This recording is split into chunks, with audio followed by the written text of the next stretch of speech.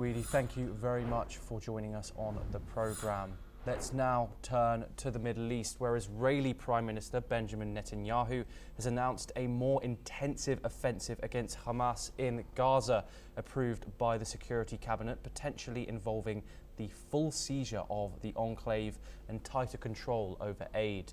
The operation will be delayed until the US President Donald Trump's visit to the Middle East, which aims to move civilians south and prevent aid from reaching Hamas.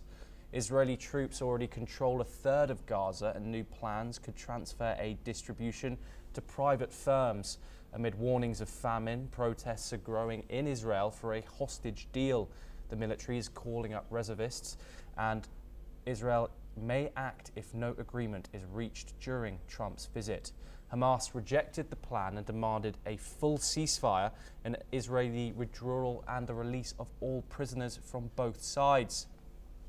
With over 52,000 Palestinians killed since October 7th and 59 hostages still held, Israel faces mounting domestic and international pressure, even as it prepares for a potential broader regional conflict. Let's listen in to what the Israeli army spokesman, F.A. Defrin, has said. יש לנו תוכנית סדורה.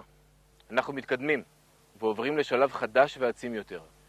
המבצע יכלול מתקפה רחבה, הכוללת הנאה של מרבית אוכלוסיית הרצועה. זאת על מנת להגן עליה. Meanwhile, UN Secretary General Antonio Guterres is alarmed by Israel's plan to expand its Gaza offensive, warning it will cause more civilian deaths and destruction. His spokesman stressed Gaza must remain part of any future Palestinian state.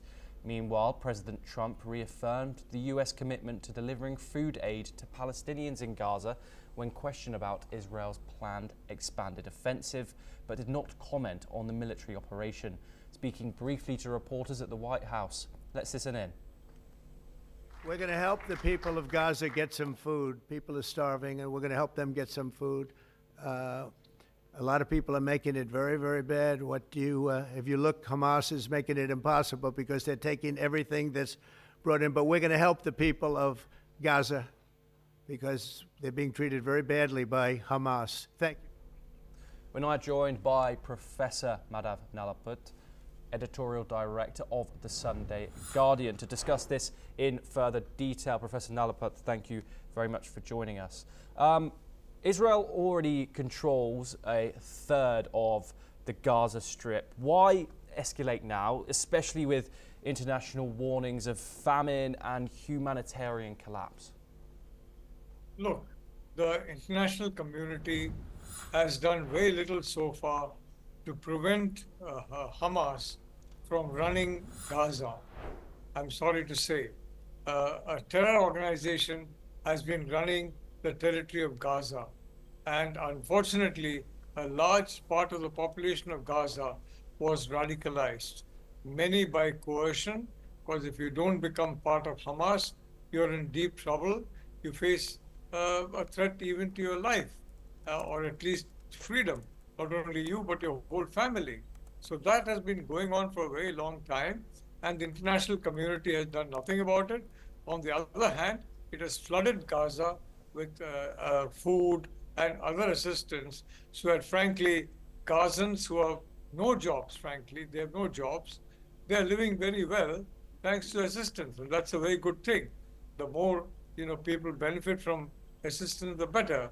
But I'd like to say that I think Hamas made the mistake of its life by attacking Israel on that terrible October 7 day, and the Israelis are not what they were during the Second World War and previous to that. The Jewish people have understood that sometimes they need to fight, and the state of Israel is a very, very militarized state. Every able-bodied Israeli has served in the Israeli military or is asked to serve in the Israeli military, and people have come from United States, UK, you name it, different countries with multiple citizenships to serve in the Israeli army. So frankly, Israel is determined to put an end to the military wing of Hamas once and for all. Professor Nalaput, obviously release the hostages has been echoing throughout this entire time period. During that ceasefire from the 19th of January to March the 18th, a total of 33 of these Israeli hostages were released. Since then, since Israel broke the ceasefire, there's been none. What does this say about Israel's strategy in getting these hostages back, which they have been very, very vocal about, is so important to them? And I mean, we've seen protests on the street of Tel Aviv on a weekly, if not daily basis to try and get these hostages back. Why does Israel continue its military operations if it does care about getting these hostages back? I'm sorry, you have to pose that question to Hamas. In my view, if Hamas were to give back all the hostages, it would be a very good gesture. And if they were to voluntarily disarm, then I think that would protect Gaza from any further Israeli action. The reality is those hostages need to be brought back, and the onus is not on Israel. Israel doesn't hold the hostages. Hamas does. Hamas knows where they are. Israel possibly does not know where most of them are. And they're in extremely dire condition. Hamas, as an ideology, is committed to the complete elimination of the Jewish people. Forget about the Jewish state, the Jewish people. And can you imagine being in the custody of a group that wants your entire people to be eliminated? So I would like to say that I think if Hamas has got any chance of helping the people of Gaza and saving itself from further destruction, it will voluntarily disarm and voluntarily give back the Israeli hostages. That gesture alone will ensure that Gaza will be prevented from the huge operation that Israel is planning now. Don't forget, Thomas, this was an existential battle. Yes. The Jewish people are determined never to lose an existential battle again after the horror of the Holocaust. So that is what I would advise Hamas. Give back all the hostages, please.